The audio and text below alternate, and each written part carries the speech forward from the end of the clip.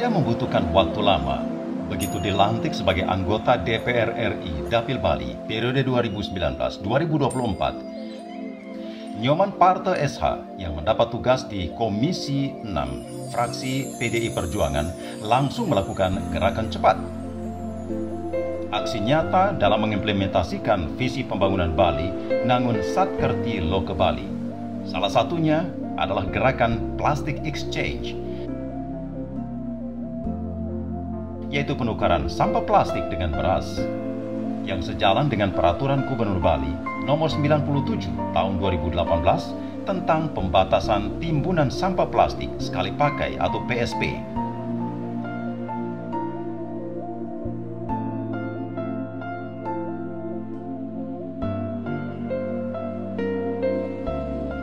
Berdasarkan data yang dibuat Lembaga Penelitian Bali Partnership, setiap hari Pulau Bali menghasilkan rata-rata 4.281 ton sampah, di mana 20% merupakan sampah plastik, dan dari jumlah tersebut tidak semuanya tertampung di TPA, tapi mengalir ke laut sebanyak 11%. Kalau tidak ditangani dengan baik, betapa berbahayanya sampah plastik yang dibakar akan mencemari lingkungan, karena dalam asap tersebut terkandung zat dioksin dan zat karsinogenik yang apabila dihirup manusia menyebabkan berbagai gangguan kesehatan seperti gangguan pernafasan, sistem saraf, kanker, dan lain-lain.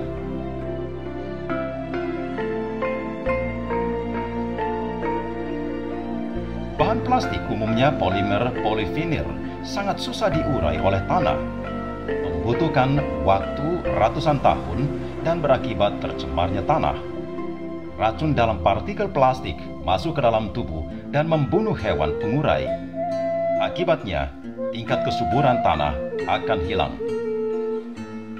Menyadari hal tersebut, Nyoman Parthe lalu membentuk kelompok-kelompok di lingkungan desa untuk menyempurnakan manajemen bank sampah terstruktur dan modern.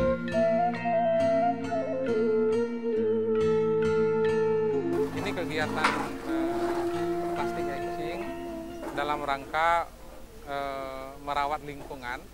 Plastik yang telah susah payah dikumpulkan oleh warga, kita tukarkan dengan beras. Ada hitung-hitungan poinnya.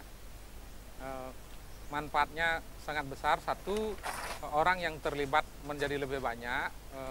Yang kedua, memperkuat bank sampah kita yang sempat stagnan dengan berbagai alasan. Dengan pemberian motivasi beras ini, kita juga bisa berkontribusi ketika masa pandemi. Tujuan besarnya adalah kami dari kegiatan plastic exchange ini kita ingin membangun sebuah komitmen besar, yaitu preventing plastic into ocean. Jadi kita ingin mencegah plastik agar jangan sampai ke laut, kebersihannya. Dan yang paling penting bagi orang Bali, laut adalah tempat kita untuk mensucikan diri. Karena banyak momen kita datang ke laut dalam bentuk ritual keagamaan. Oleh karena itu laut kita harus bersih, laut kita harus suci. Cara menjaga kesucian laut, cara menjaga laut kita bersih adalah dengan merawat lingkungan, dengan mengumpulkan plastik di darat agar tidak sampai ke laut. Preventing plastic into ocean. Terima kasih makin sama Bank Sampah sekaligus membantu niki warga kami niki lingkungan juga bersih dengan sampah niki. Sangat bagus.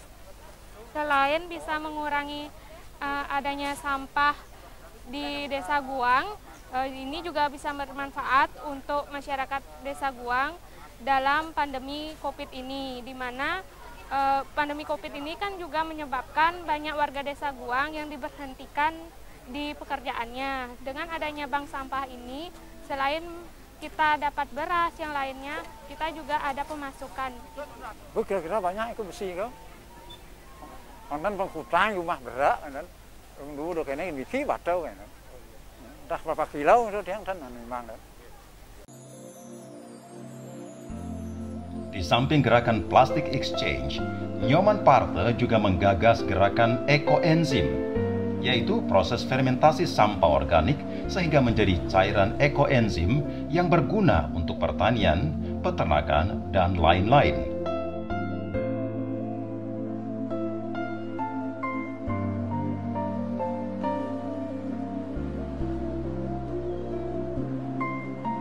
Ekoenzim pertama kali dikembangkan di Thailand oleh Dr. Rosukan Ponpanong dan selama 30 tahun semakin berkembang ke seluruh dunia.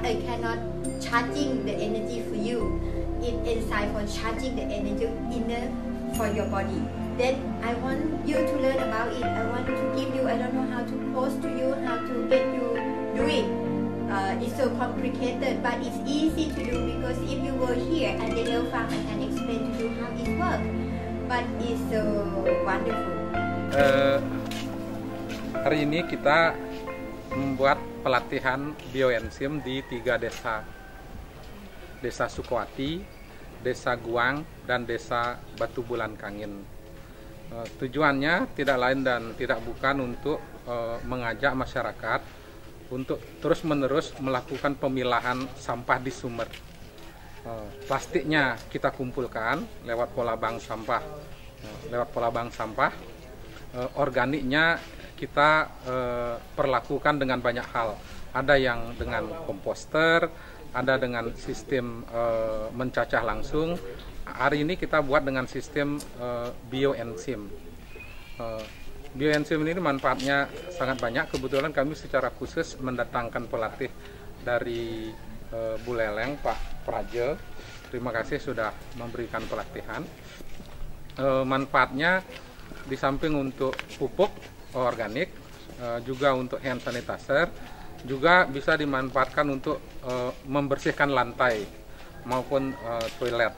Itu manfaatnya yang sangat banyak, dan satu hal yang paling penting, bioenzim juga bisa dimanfaatkan untuk melakukan fogging sehingga kita mengurangi penggunaan obat-obat kimia. Semoga aja ini berlanjut ke desa-desa yang lain. Prinsipnya adalah bagaimana kita memilah sampah di sumber, organiknya kita manfaatkan dengan baik agar dia tidak bergabung dengan plastik. Selanjutnya memenuhi TPA kita. Ini salah satu cara kita mengurangi tumpukan sampah di TPA. Saya sangat mendukung sekali. Mudah-mudahan ini bisa disosialisasikan di tingkat Karang Turna dan terus ke tingkat Banjar masing-masing. Karena yang lihat muaranya sangat bagus. Apa sebabnya seperti demikian? Karena setiap ada buah misalnya yang tidak terpakai itu bisa digunakan secara tidak langsung lewat bioenzim dengan formula yang nantinya kita dipandu dengan buku panduan. Dan mudah-mudahan kita bisa sosialisasikan nanti di desa, khususnya Desa Batu Bulan Kangin. Dan hal yang kedepannya, muaranya yaitu dengan adanya sedikit sekali, artinya untuk sampah organiknya yang tersisa. Dan untuk sampah anorganik seperti plastik, itu nanti kita bisa residu sesuai dengan formulasinya. Mudah-mudahan untuk hal ini dan pembuatan bioenzim ini bisa berguna, dan kami ingin mendapatkan panduan untuk kami sosialisasikan di tingkat desa, khususnya Desa Batu Bulan Kangin. Gerakan yang digagas Nyoman Parte SH mendapat sambutan positif di masyarakat. Selama masa pandemi, kegiatan Plastic Exchange mulai menyebar dari lingkungan desa Guang, Sukawati, lalu ke seluruh desa di Kabupaten Gianyar.